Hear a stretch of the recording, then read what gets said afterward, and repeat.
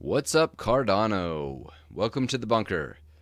In the bunker, we don't make fresh gourmet meals, but everything we serve is reconstituted with love. My name is Sim, and today we will be looking at the Catalyst Circle meeting, the third one official for the third round, that took place on March 31st, 2022.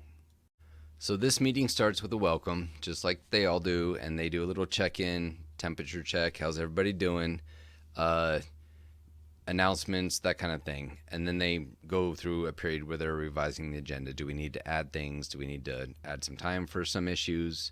That happens. And then about the 14-minute, 20-second mark or so, that's where the meat and potatoes start. The circle stand-up session. And this session has changed a little bit from in the past. There's a couple different questions that are asked. So there's supposed to be a reporting period where they say, which issues did you work on since last meeting? Where were any decisions made since the last meeting that should be reported? Is anything blocking you? Do you need help from the group? And then there's a third thing now called intention, which is which issues will you be working on before the next meeting? This was revised a little bit for, I think, because of transcription reasons and just a little bit of workflow going on in the meetings. It's a little bit different than it has been in the past. That being said, during this session, they seem to go into really just addressing the problem board and just really going through the items that were on there, which do address a lot of the issues on here. What have you been doing? What's coming up? But these questions exactly are not really answered. They go through the problem board, and you will see that in just a little bit.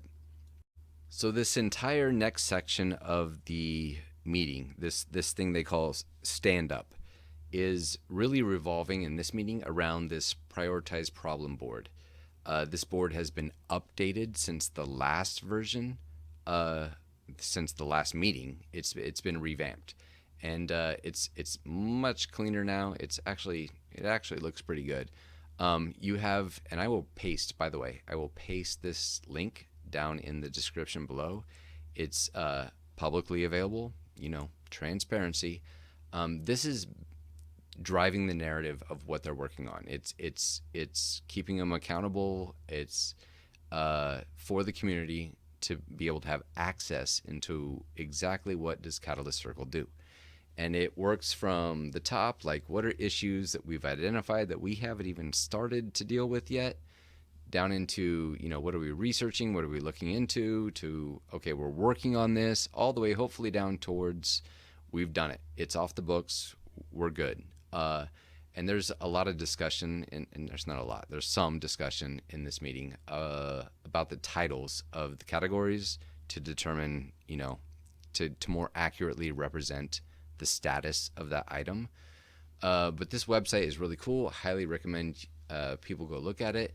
It even breaks down at the top. There's tabs that tag the different various representatives, and you'll see their tags over on the right here in different colors.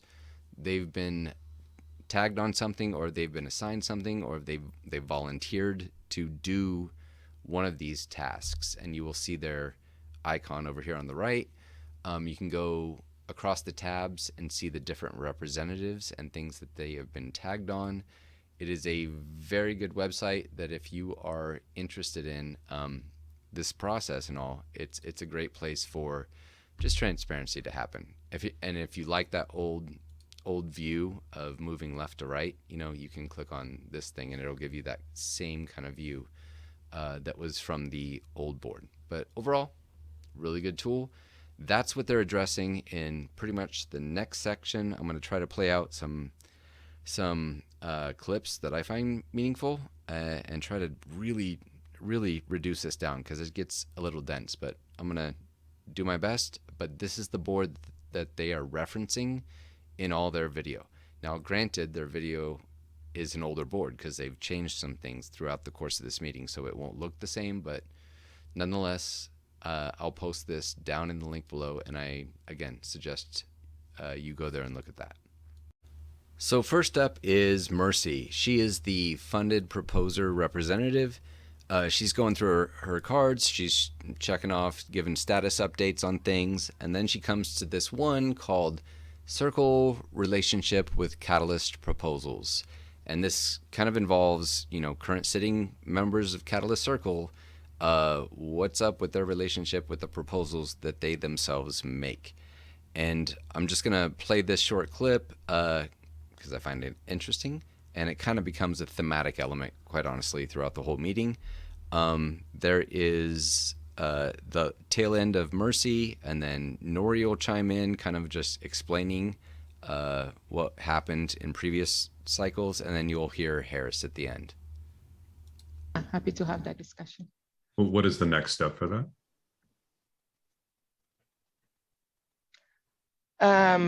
So this was something that my predecessor had put in. I think that there wasn't anything conclusive in Circle V2. Is that right, Nori?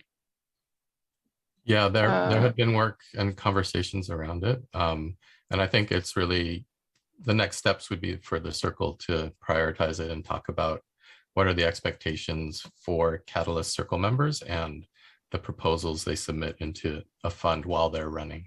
Right. And how do you separate individual versus circle kind of blessed proposals? Because there is a category of circle proposals. And I think the question was, where's that line and how do we draw that?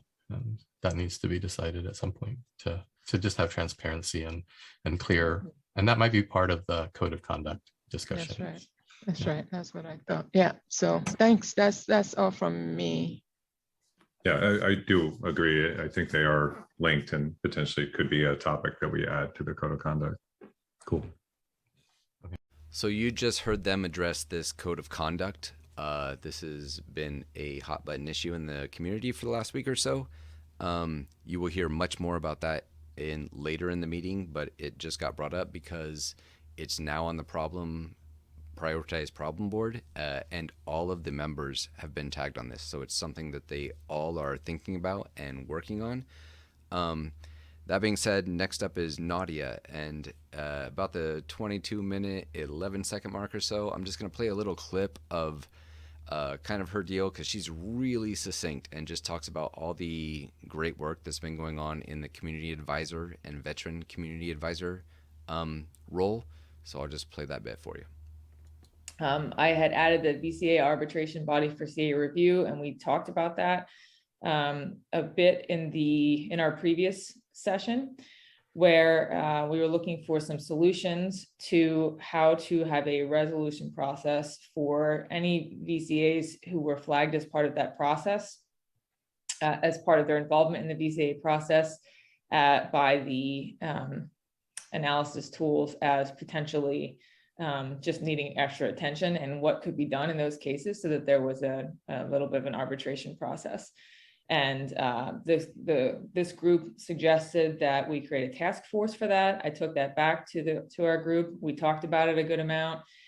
We actually drafted, I linked everything in here so it can be easily seen. We drafted a potential solution that would create a task force, but then ultimately over the course of the town hall, we finally decided that it could be resolved just by having a resolution process in place by which someone could contest if they felt something needed additional review, and that felt a lot more accessible and implementable as a step up for this process. So that has been accomplished and is in the VCA guide, which was also drafted as a new resource for our group here in this fund. So all of that is. So next up is Dimitri. He is the general ADA holder representative on Catalyst Circle, and he goes through all of his cards. They're pointed out. A lot of these seem quite old. They were added by previous Circle representatives, and some of them are kind of vague, so he has some issues with that. But then he gets to, he brings up a new issue, which is, I guess, going to be added to the board. But I'm just going to play a little clip of that because it's a really good point about the language barrier that exists. Cardano is a global community. Idea Scale and Catalyst is all English, so he brings up some really good points about a language barrier. one person in particular, we spent a lot of time doing because they were thinking in Spanish and trying to, they hadn't got, by Thursday, they hadn't got more than 3 or 4 assessments, they told me. So we sat for about 2 hours and we went through a very complicated process of translating, understanding, retranslating. I mean, Google Translate was what was being used because he could not communicate well in English and I do not know Spanish. But we were trying to understand what he was trying to say and rewrite in English and then put it back into Spanish and ask him whether it works. And if he was happy with it, then I would give him the English version and he was going to put it into his proposal. But then after about 1.5 hours of that, we figured that it's no point doing it now because he could only put it as a comment. But anyway, he was quite happy to do it like that, and he had put it at a comment. And I think by Friday, when the thing closed, he told me that he had got about 16 assessments. So from 4 on Thursday, that simple task of, I mean, not simple, but that long task of doing that rewriting in English, which the community advisors could understand, helped him to go from 4 to 16. But of course, that's not the ideal situation. So perhaps we need to figure out how to enable non-English, I mean, people not non-English speaking, but people who are not fluent in English without them having to use Google Translate.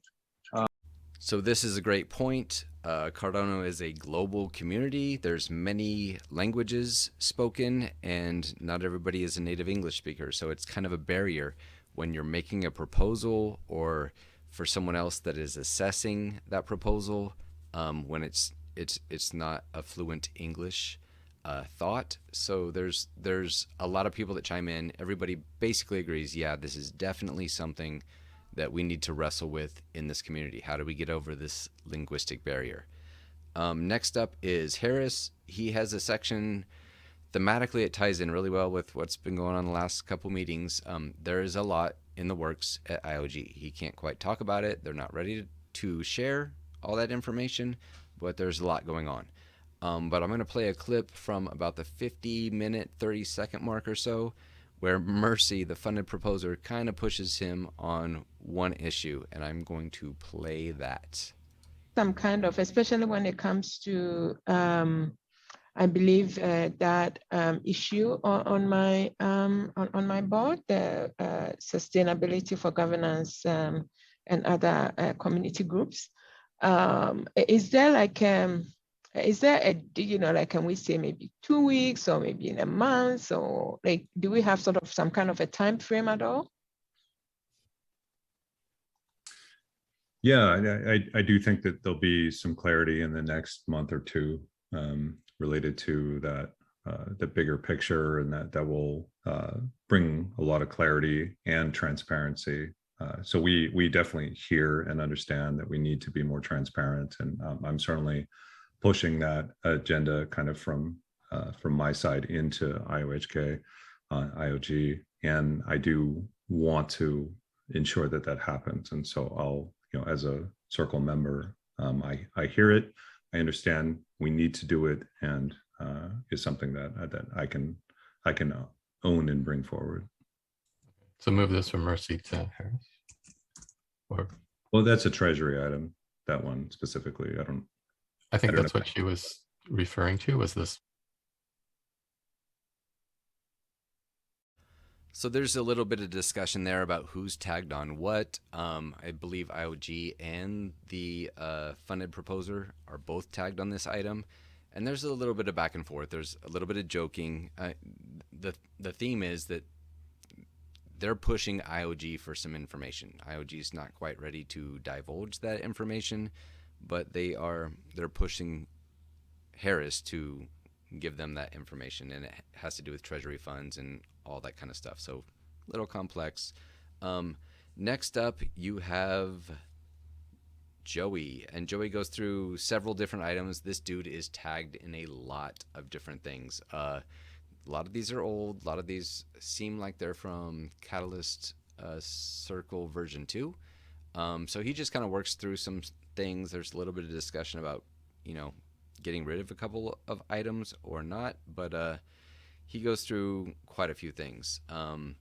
Then there is Nadia. She comes up about 1 hour and 4 minutes. One thing that she ends up talking about is this actually, it's not even Nadia's turn. It's still Joey, but Joey's tagged on this item called onboarding and introduction systems. And basically the idea is when you come to Catalyst, the thing is crazy complex. It's like, where do you go? What website? It's really, really messy. So both Nadia's chiming in because she wants to get on board with helping Joey fix this problem. And then Harris chimes in and says, yeah, add me to that too, because it's a big problem and we need to work it out. And then you get to about the hour and 6 minute mark or so. And Bullish Dumpling, she's not at this meeting. She actually pops in at the very tail end, but she's not at this meeting. The reason she's not here is because she is currently, as this meeting happens, having a Twitter space, hosting a Twitter space with the CEO of Cardano Foundation, Frederick Gregard, and getting feedback. I mean, she is the Cardano Foundation rep, so she's honestly out doing her job and cannot be at this meeting. So she does leave a video for this meeting, and I'm gonna play the first bit of her video because it honestly just straight up gets to some of the nitty-gritty issues that are carried out in this meeting. So I'm just gonna play that for you. Catalyst Circle reps and admin team. Hope you guys are doing well today. Sorry, I won't be able to make this meeting because by the time you're watching this video, I will be hosting a Twitter space with Frederick from Cardano Foundation. So I'm going to update you with this video. First of all, what issues did you work on during the last 2 weeks? So mainly I've been working on getting community feedback, gathering questions, and also with recent event about the potential removal of Dimitri. I've been collecting people's feedback and their sentiment on this issue. Been to many Twitter spaces where Dimitri was on and talking to people, hearing from them how they feel about this issue. I can already share here that many people are not happy. They are unhappy and concerned about how this is being handled. They feel like this is being handled behind closed doors and shots are being called among a very small group of people. They are asking for more transparency. Another thing I noticed is that it appears many people think circle reps like me and many of you are involved in deciding or trying to decide on the removal of Dimitri, which is not true. At least speaking for myself, I was not aware of that. I'm planning to have an open discussion in the community to discuss this issue and really to hear from community members how they think this should be handled. Of course, we don't necessarily do what people say, but I think it's important that people feel they are included in the process. Many people were asking if there were to be a public vote about Dimitri's removal or retention. I'm not sure if we should have one, but I think that's something we could really consider and have discussions on. Even as a circle rep, I was not aware of the situation until I saw that document about removing Dimitri. I personally did not like that, and I think it could be handled with a lot more transparency. For Voltaire, for decentralization, I think we do need to proceed with also caution and openness. What exactly is the format that I think we should use then in terms of communication? I'm not entirely sure, but I think the principle is very clear now. People don't like when things are being handled by a select group of people. I can suggest that we could either do a Twitter poll or just a Twitter thread asking people, hey, how would you like to join this discussion? Next thing, enabling, is there anything blocking me? Yes, so I have to be a little bit spicy here. And this is not a complaint or insult to the admin team. Absolutely love the support that I'm getting from you. But I am not super happy with GitHub. Maybe it's just me. So Bullish Dumpling just straight up addressed some of the hot button issues that have been going on in the Cardano community for the last week, namely about some of the actions of Dimitri, the general ADA holder. So she brings this up. Kudos on the circle for picking these kind of items up. this is honestly the reason that you have agenda items popping up about code of conduct and about the relationship of sitting circle members to the proposals they make. So that's the reason these items are kind of there for anybody that doesn't know any background. Next up is Reese. He pops in at about an hour and 12 minutes or so. He talks about his success in the last couple of weeks of onboarding SPOs into Catalyst, points out that one of his cards can be closed out because that's kind of a done deal. Talks about some of the funding to pay for the advertisement that he's done in the last couple of weeks for getting eyeballs from SPOs onto Catalyst, about different people talking in spaces about it and that kind of thing. And then about the hour and 18-minute mark, we switch from the stand-up section, which was the whole first part, like what's been going on, what are you going to be doing, what are you working on, and in this case they use the problem board to kind of narrate that. About an hour and 18 minutes, the whole discussion comes up. Harris from IOG has agended it. It's, again, the whole code of conduct discussion. And I'm just going to play his introductory remarks at that point. Yeah, so definitely a lot has transpired in the last week, and it's definitely calling into question a number of things of what we do as circle members and where we want to go.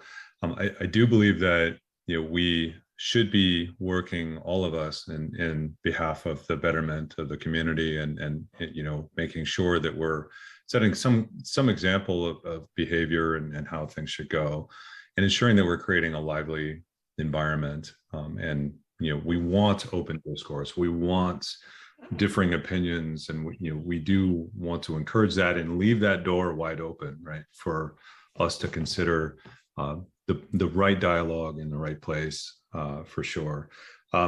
So I do think I want to be clear that IOG, while we started this as an experiment to try to start and bootstrap some level of governance, and I think there is a part that is needed to sort of get something up there, throw the piece of clay out there, and then as a community and as a circle, we can beat that up and actually form something that makes sense.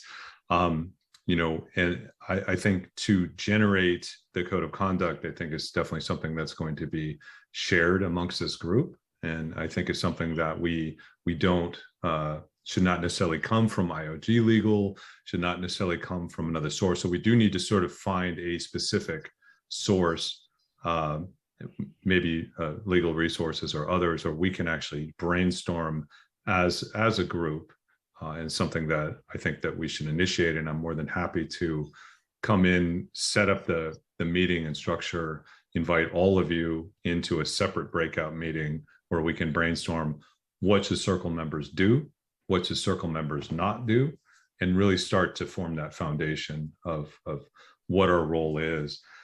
There was some early definition of what each of our respective roles were, and that was brought about in the nomination process. So there is the nomination criteria, and we can reshare that link. I'll add it into the agenda, but as a reminder, like that was the original intent of what our role is and should be. So he talks quite extensively, honestly, from that point on, being very thorough with his thoughts. And there's a couple of things coming up: code of conduct for not just circle members, but then maybe perhaps a broader Catalyst community. Different codes of conduct are brought up. Eventually, and by the way, that breakout session that he mentioned, where they want to form a code of conduct, at the tail end of the meeting, Reese, the SPO representative, brings up the idea that, hey, we should probably live stream this thing. Can I live stream this? And it's kind of agreed that, yeah, that'd be an open, transparent thing to do for the community so that everybody can see what's going on with this code of conduct discussion. After Harris he's starting to wrap up, and then about the hour and 29-minute mark or so, Dimitri kind of chimes back in, because one of the issues that's brought up here is that he put in proposals, his kids put in proposals, and that's a violation of the terms of service for IdeaScale. IdeaScale is the platform that Catalyst uses to put the proposals into and all the feedback and all that kind of stuff. So it's someone under 13 or 18, 13 with parents' permission apparently, violates their terms of service. So that's kind of an issue. So Dimitri kind of responds here, and I just want to play a quick clip of that response. You either need to be 18 or 13 with parents' permission. That's the current legal. Okay. Well, the tool. yeah. So on that basis, my kid is 13. So can he use the tool or can he not use the tool with my permission? According to the guidelines, and I'll have to seek our legal counsel to help delineate that, since we're providing this tool. We can come to some terms with that. In some of the descriptions, Dimitri, your kids are stating that they're 12. So that's where some of the issue is. Okay, I get it. The reason they say they're 12 is because by the time the actual voting starts, he'll be 13. So he's 12, but I mean, when you say 12 going on 13, I've mentioned that he was born on April 29th, 2009. Right. I've mentioned that in the proposal because he talks about how he's was there for Bitcoin. So you can tell me whether that date falls within the parameters. Otherwise, we'll just move it forward to the next fund. It's not a problem. But my confusion is 13, like, okay, so let's say in fund 9, he will be 13. So can he propose on his own, or does he have to propose with me along as a co-proposer, or can he not propose at all, where I got to do the proposal, but he can of course be the one to create the content? This is what we were not sure of. So since you brought it up, I would very much like to get from you and your legal team, because they are very keen to do it, but of course they don't want to break any rules. So it's in your, I mean, you will let us know, we'll abide by whatever it is. Sure, yeah, but by the terms and conditions is sort of what's driving this. I think as a whole in Project Catalyst, we do need to come up with some, some guidelines in terms of who is eligible to propose. That is potentially outside of the scope of this specific discussion. So again, if you are interested in that whole thing, I highly recommend you go watch the original video. I will post the link down below. That starts at about an hour and 18 minutes with Harris's, introduction into the code of conduct. There, it goes all the way to an hour and 34 or so, 35. After about an hour and 35, they kind of move on, and Mercy brings. They're starting to kind of wrap things up. But Mercy brings up the idea, and she's been talking to Nadia, the CA rep. Their roles kind of butt up against each other because of proposers and getting assessed, all that kind of stuff. And the idea comes up that maybe we need a place for proposers on this circle. Like, you have Mercy, who is doing funded proposals, so she kind of works on the back end after you've got funding. And the idea is that there's a whole lot that goes into proposals. So maybe the idea comes up at one point, like maybe it should be a separate position. Should this be something Mercy takes on? So it's a discussion that happens, and they're trying to work through what might happen with that. So they really start wrapping up at this point. That section about the funded proposer roles and should we include it goes up to about an hour and 42 minutes or so.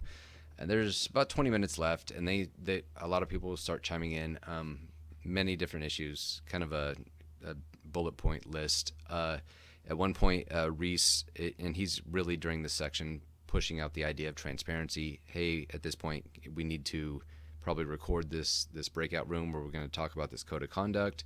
Talks about, we really need to get this, maybe can we get this agenda out ahead of time just for transparency? He really pushes that the whole time. A couple people bring up a couple different issues, and then Joey chimes in with this comment towards the very end, and I just want to play it because I really, I'm interested in it, and I just think it speaks to the ethos that I see in much of the circle. And as far as showstoppers or whatever, I've been waking up at 2 or 3 o'clock in the morning thinking about the health of the community, the health of the circle. everybody involved with the Dimitri, him and everybody involved in that issue. The fact that we don't have any guiding processes in place or any HR or legal retainers for the community where we could reach out if we really needed to, along with windstorms. So I think Joey's comments kind of speak to where his heart's at. I see much of the circle, their hearts in the same place. And the whole idea of transparency and being open to the community and wanting to be really forthcoming, like overly forthcoming in everything they do, which honestly they should, but you see that time and time again. And then Reese kind of reiterates the same points towards the very end of the meeting. Yeah, I'm doing great, guys. I've great meeting, feeling really good about everything that's going on. I'm glad that we're like pushing things forward. I think this the kind of next steps, this code of conduct, kind of figuring all that out properly and having some kind of official documentation for it's going to be a really good step in the right direction for the community to understand what our role is here, and because I think there's been a lot of confusion about it. But yeah, perfect. I'm looking forward to the next one, and I have nothing else to moan about. Nothing to moan about, actually. Everything. So these comments are all made at the very tail end of the meeting. It's kind of a temperature check on the way out. There's a little bit of small talk going out, but they end up wrapping it up. So I am going to stop there. Again, I have obviously left out a ton. If you are really interested in the fine details of this meeting, you are more than welcome to watch it. I will post the link below. Shout out to Reese, the stake pool operator rep, for live streaming this. It's ultra helpful, and the time delay that was happening before is now gone. So good on you, Reese. Thank you very much. I will post his video down below somewhere. Take care, Cardano.